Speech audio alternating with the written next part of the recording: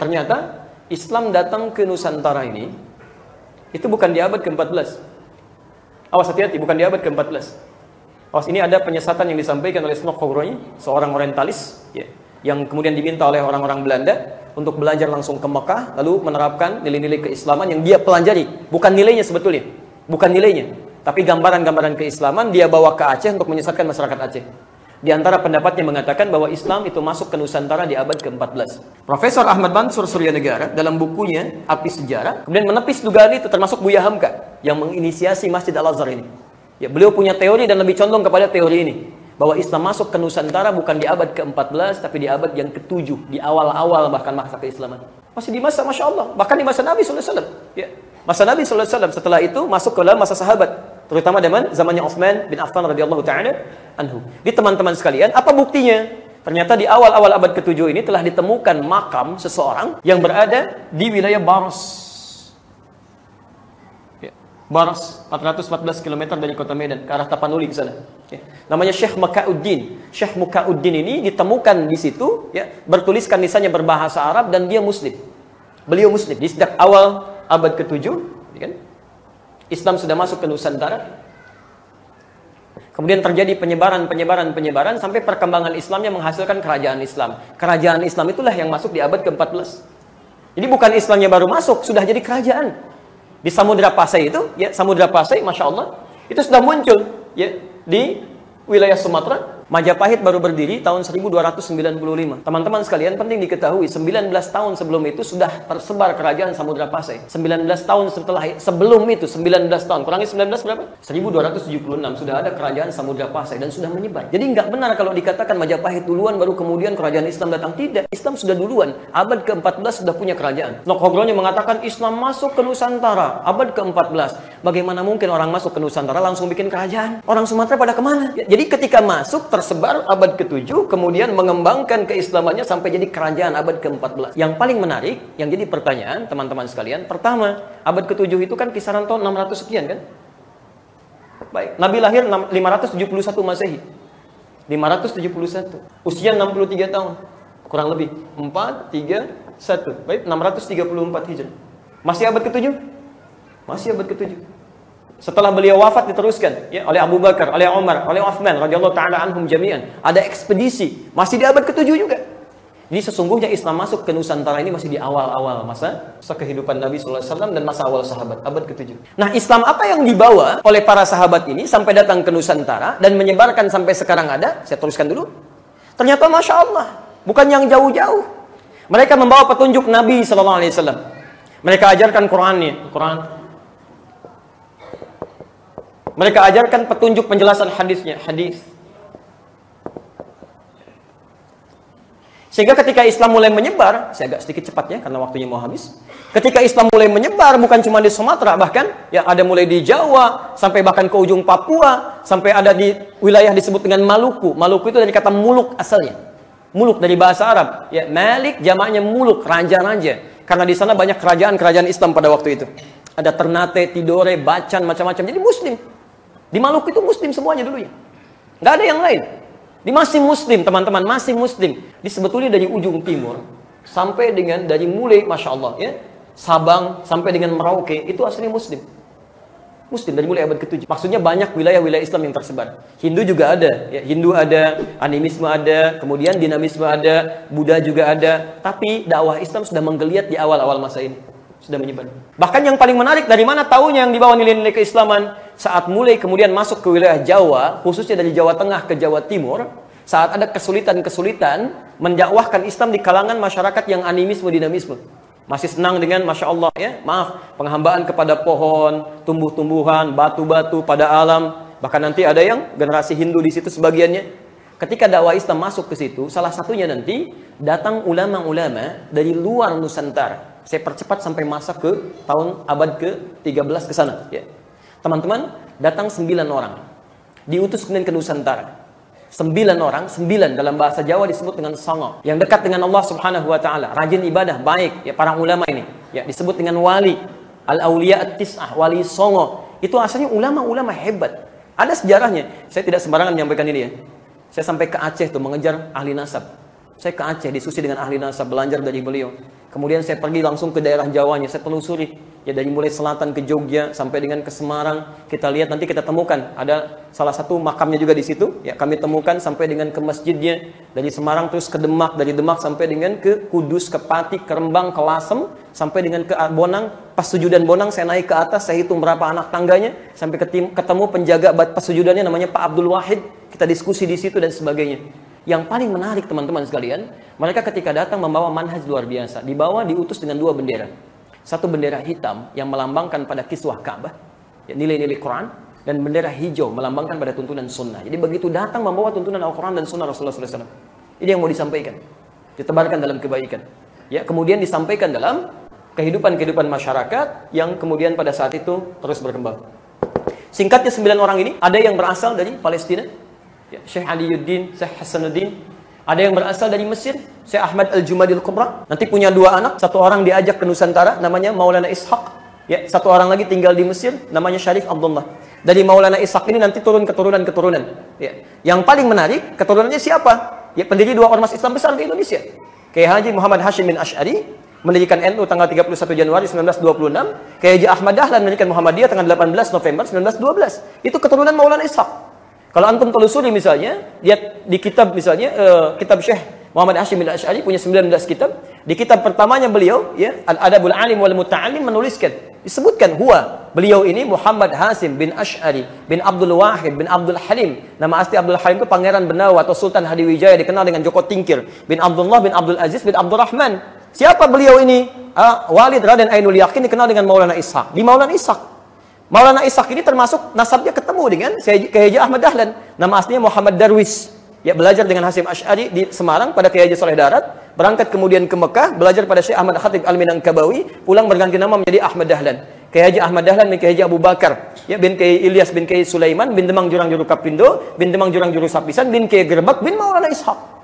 Siapa Maulana Ishaq? Anaknya Ahmad Jumadil Kubra, anak Ali Zainal Al-Kabir, anak Ali Zainal Abidin. Keturunannya dari siapa? Al-Husain. Husain adiknya Hasan. Hasan anaknya Ali bin Abi Thalib, suaminya Fatimah, putrinya Rasulullah SAW. Jadi teman-teman sekalian, yang paling menarik di sini ketika menyebar keislaman, selevel Prabu Siliwangi nanti, Prabu Siliwangi itu punya kekuasaan besar. Kerajaan Hindu. Dari mulai Banten sampai dengan ke pertengahan Jawa itu. Ya, Jawa Tengah. Itu Masya Allah. Jadi begitu beliau inspeksi ke daerahnya, kemudian masuk ke daerah Subang, ya, Subang, ya, Karawang, ya, dari daerah Karawang pada saat itu, kemudian menemukan seorang perempuan, ya, yang Masya Allah sedang baca Quran, indahnya luar biasa. Muridnya Syekh Hasanuddin, karena baru pulang dari Ummul Qura, maka disebut Syekh Qura. Sampai sekarang di Karawang ada pesantren Al-Qura.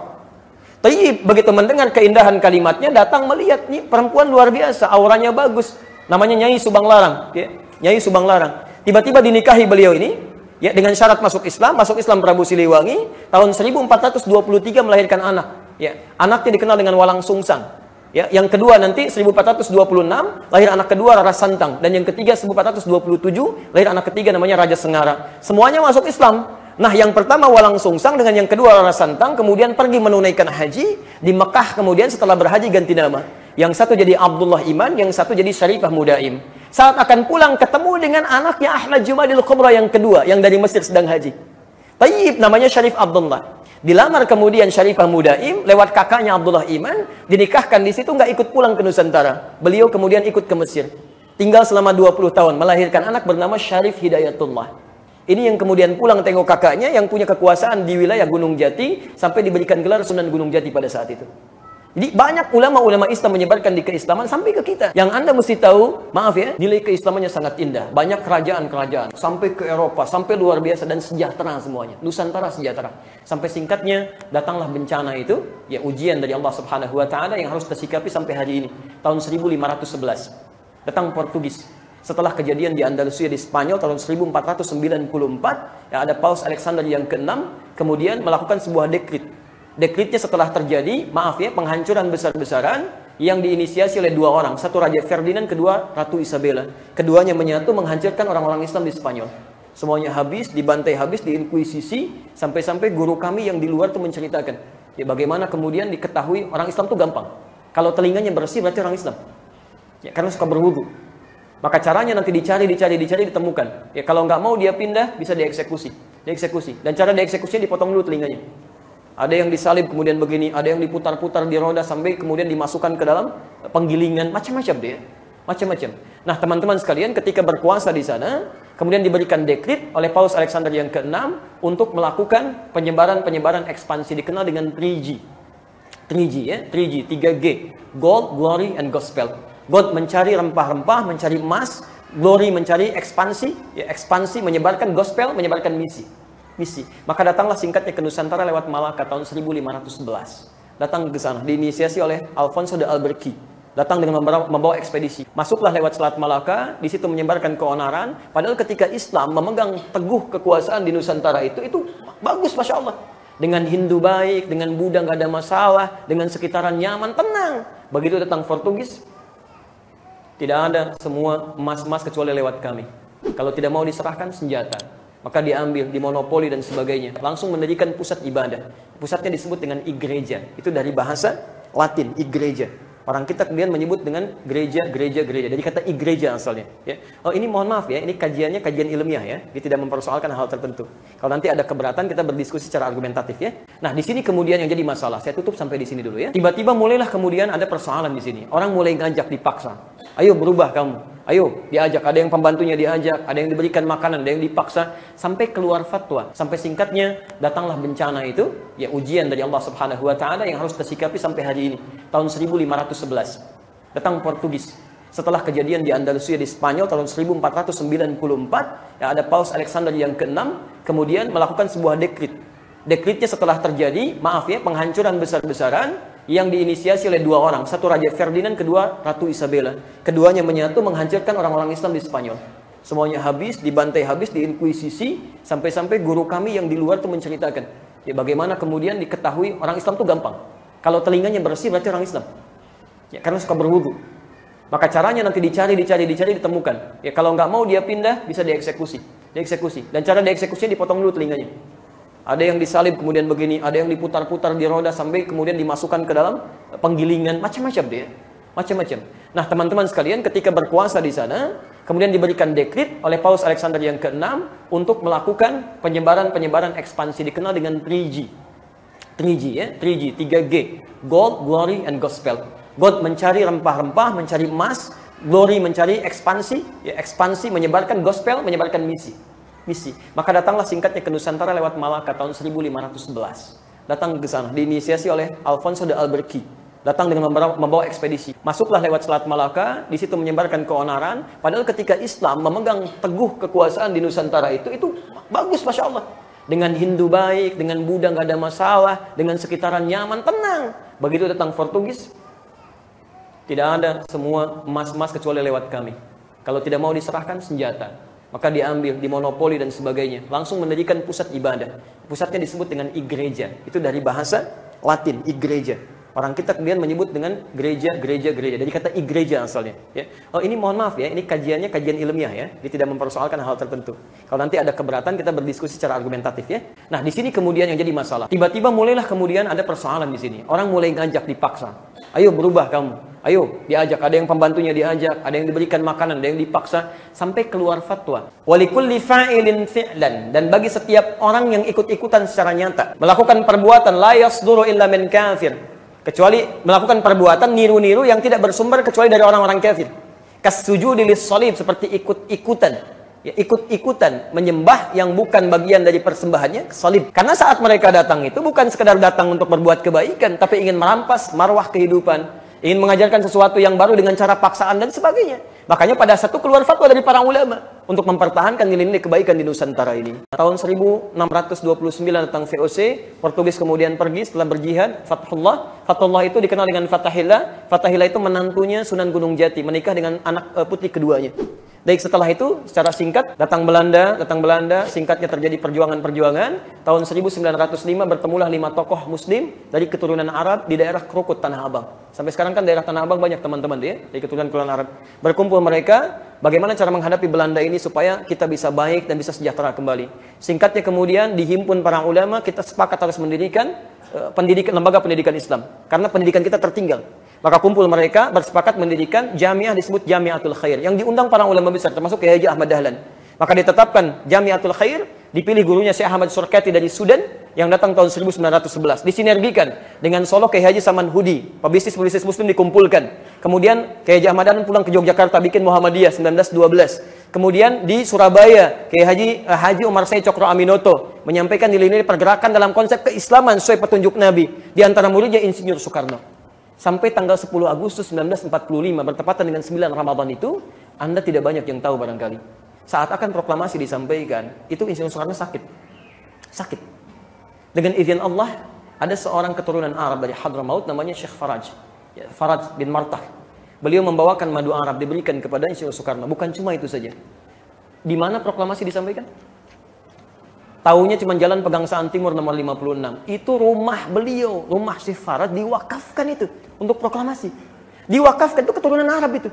Diwakafkan oleh beliau demi proklamasi NKRI. Disampaikan di situ proklamasi jam 10 tanggal 17 Agustus 1945 yang mewakafkan rumahnya orang Islam dari keturunan Arab, memberikan madunya beliau, sampai saya punya salinan suratnya bagaimana Insinyur Soekarno memberikan ucapan terima kasih pada keturunannya yang kemudian tinggal di Bogor. Itu muslim, peran muslim di situ. Dan banyak kemudian yang berjuang, ada fatwa jihad macam-macam dan sebagainya. Maka dari itu teman-teman sekalian, sampai kita ketemu di akhirnya itulah Islam dari perjalanannya, ya kita sekarang tinggal menghadirkan kembali. Alhamdulillah sekarang banyak kebaikan-kebaikan. Sudah banyak orang ke masjid untuk ibadah. Senang dengan itu. Tapi tidak cukup sampai situ. Kita harus kembalikan kepada Nabi pernah mengajarkan bagaimana. Ulama kita pernah mengajarkan bagaimana. Supaya kebaikan-kebaikan itu terserap lagi dan teraplikasikan dalam kehidupan kita.